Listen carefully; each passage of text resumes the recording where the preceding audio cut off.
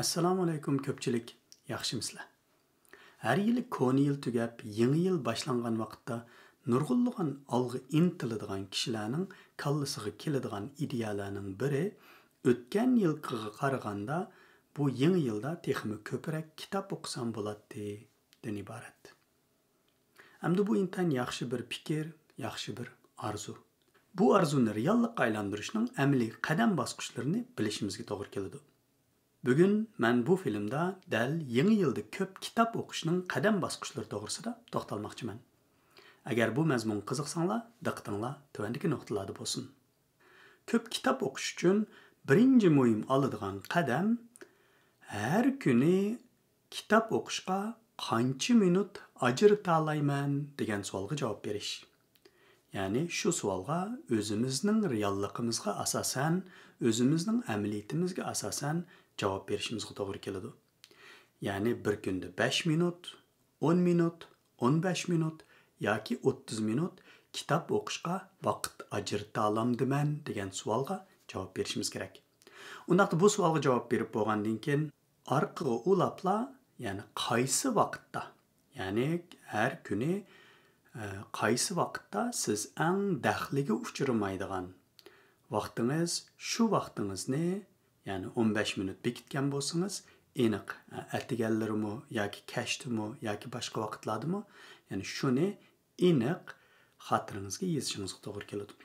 Aniq vaqt doirasini belgilash bilan birga har kundagi kalendaringizga soat qanchadan qancha o'tgandan tortib qanchagachilik kitob o'qiysiz deganni bekitishingizga to'g'ri keladi. Ikkinchi muhim qadam, buni bekitib bo'lgandan keyin qo'lingizga bir kitobni ilib, agar 15 minut bekitgan bo'lsangiz 15 minut o'qib ko'ring. 30 minut bekitgan bo'lsangiz shu kitobni 30 minut o'qib ko'ring. Ya'ni shu 15 minut yoki 30 minutda qancha bat kitob o'qiy oldingiz degan savolga javob berishingiz kerak. Bu ikkinchi qadam ham intayin muhim. Ya'ni siz 15 minutda yoki 30 minutda qancha bat kitob o'qiy olganligingizga asosan 3-qadamda bir yilda qancha kitob o'qimoqchi ekanligingizni belgilay olasiz.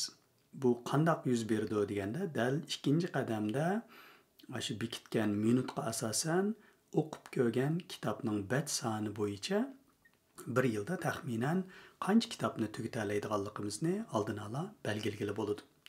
Ya'ni agar bir bat kitob o'qidik deyilganda bir kunda 365 kunda 365 bat materialni o'qigan bo'lamiz. Odatda normalda kitoblar o'tirhal qisqaroq kitoblar 200 bat, uzunroq kitoblar 400 bat atrofida keladi.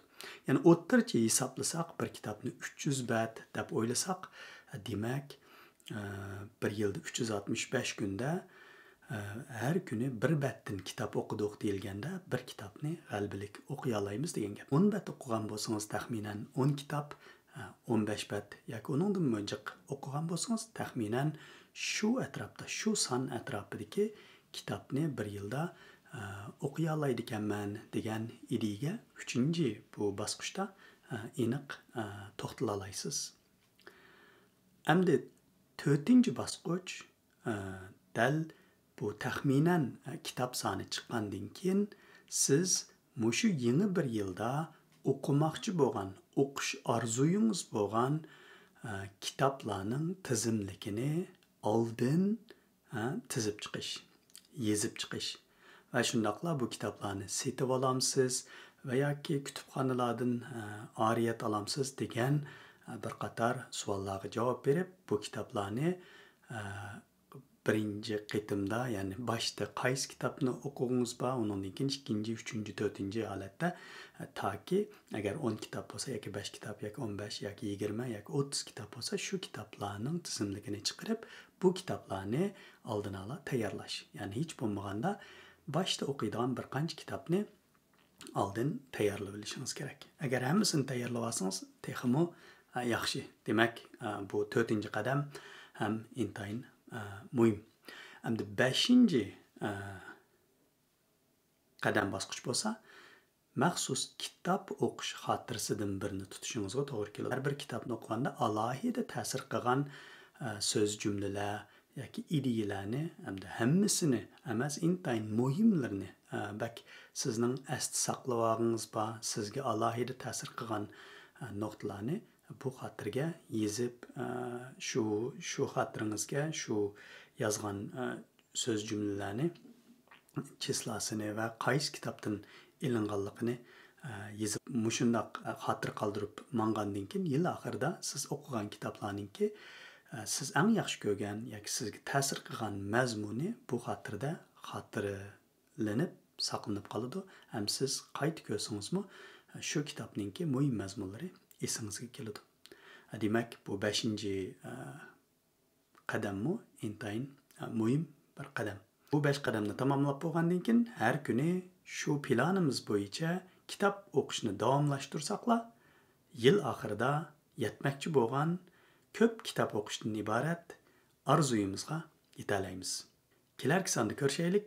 Aman bo'linglar. Xayr xo'sh.